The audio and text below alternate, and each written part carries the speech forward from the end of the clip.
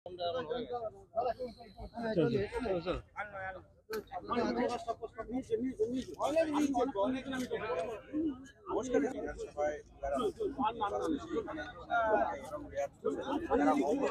একটা তো আমার মনে হচ্ছে কোনো একটা ইন্টেনশন কাজ করতে হচ্ছে। খুব দুঃখের সঙ্গে জানাচ্ছি যে আজকে যখন আমরা ডাক পাচ্ছি তখন অলরেডি 3 সপ্তাহ অতিক্রান্ত হয়ে গেছে। এটা কেন?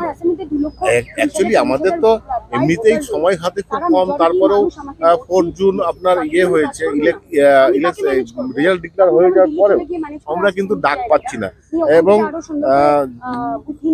ডাক পেলাম অনেক দেরিতে। দুটো তো আমরা মেম্বার, তো সেখানটায় দাঁড়িয়ে দেখুন যে এত বড় লোকসভা নির্বাচন হলো গোটা দেশে, সেই জায়গায় দাঁড়িয়ে যেখানে আমরা দেখতে পেলাম যে মাননীয় প্রোটেম স্পিকার নিয়োগ করে সেখানে লোকসভায় দাঁড়িয়ে ওথ দেওয়া হলো সবাইকে, এবং বড় বড় যারা প্রধানমন্ত্রী সহ বিরোধী দলনেতা রাহুল গান্ধী সহ সমস্ত দলীয় যারা জিতেছেন তাদেরকে ওথ, নাহলে যেটা পরম্পরা হয়ে চলে আসে। বারবার আপনাদের মাধ্যমে এটা জানিয়েছি যে এটা এই নজিরবিহীন ঘটনা কেন আমাদের পশ্চিমবাংলা বিধানসভায় কেন ঘটবে, আমরা কেন ওথ নেব না? কারণটা হচ্ছে আমাদের কাজ করতে হবে বিধানসভায়, আমাদের সমস্ত ডকুমেন্টস যা আছে সব বিধানসভায়। তো এখানে তো যেটা হয় প্রথাগতভাবে যে এখানে গভর্নর নিজে হয় এসে ওথ নিত, বা হয়তো কাউকে দায়িত্ব দিয়ে দিতেন যে আপনি ওথটা নিয়ে নিন আমার তরফ থেকে। তো সেটা কেন অন্যথায় হবে? এখানে কি অভিসন্ধিটা কি আমরা কিছু বুঝতে পারছি না।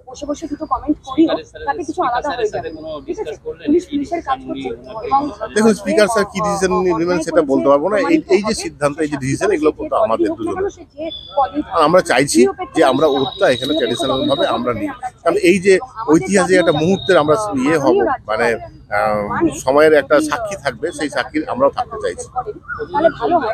দেখি আমরা ধৈর্য চুটি হওয়াতে হবে যে আমরা নির্বাচিত যারা, আমরা কিন্তু আমাদের অ্যাসেম্বলিতে গিয়ে নিজের জায়গাটা বারবার ঠিক করে আসতে পারবো না, আমাদের কাজ দিয়ে নিজের জায়গাটা ঠিক রাখতে হবে। এবং উনি বলছেন যে ওনাদের তো কেউ আটকায়নি। উনি 2-3 দিন আগেই এরকম টুইট করেছিলেন যে ওনাদের কেউ আটকায়নি নিজের অ্যাসেম্বলির মানুষের জন্য কাজ করার। মাননীয় রাজ্যপালকে আমরা এটাই জিজ্ঞাসা করতে চাই যে দয়া করে আপনি বলে দিন যে অ্যাসেম্বলিতে কোনো রাস্তার কাজ যদি আমি করতে চাই, বা কোনো জলের লাইনের কাজ করতে চাই, বা কোনো রকম আমি মানুষের জন্য ওখানে কোনো প্রোডাক্টিভ কিছু করতে চাই, সেটা আমি কিভাবে সই সাবুত না করে, কোনো চিঠি না করে, কোনো প্রপোজাল লেটার না করে আমি কিভাবে সেটা করতে পারি? আর উনি বলছেন যে শুধু ওরা অ্যাসেম্বলিতে বসতে পারবেন না।